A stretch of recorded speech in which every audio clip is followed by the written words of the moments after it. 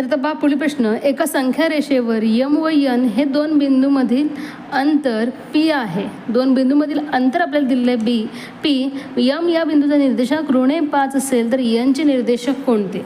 संख्या रेषा यावर आधारित प्रश्न विद्यार्थ्यांनो. तर पहा ही असते संख्या रेषा. संख्या रेषामध्ये बाकी शून्य आपण दर्शवतो आणि पहा उजवीकडे असतात धनसंख्या आणि डावीकडे असतात ऋणसंख्या. मग आपल्याला सांगितलेलं आहे यम आणि यन हे दोन बिंदू आहेत आणि या दोन बिंदूमधील अंतर पी आहे असं आपल्याला सांगितलं आहे. मग यमच्या निर्देशांक आपल्याला दिलेलं आहे ऋणे 5. म्हणजे पहा या ठिकाणी ऋणे 5 आहे असं आपण समजूयात. मग एकतर तो यन हा बिंदू उजवीकडे असेल किंवा डावीकडे असेल. मग उजवीकडे आपल्याला तो मोठा असल्यामुळे एकदा आपल्याला मिळवायचं आहे, म्हणजे ऋणे 5 अधिक पी आपल्याला करायचं आहे. आणि डावीकडे जर असेल तर ऋणे 5 वजा पी आपल्याला करायचं आहे, कारण आपल्याला कमी करायचं आहे डावीकडे असेल तर. मग आता पहा काय होणार आहे, ऋणे 5 अधिक पी म्हणजेच काय, पी वजा 5.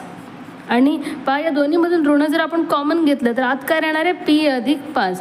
म्हणजे पहा हे असणार आहे त्याचे यनचे निर्देशांक.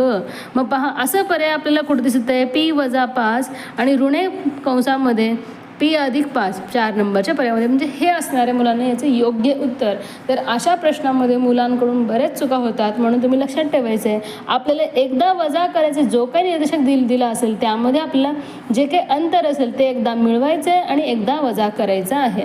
आणि जे काही धन ऋणाचे जे काही नियम आहे ते इथे वापरायचे. ऋण ऋण धन होतं, धन ऋण ऋण होतं, हे आपलं लक्षात ठेवायचं आहे.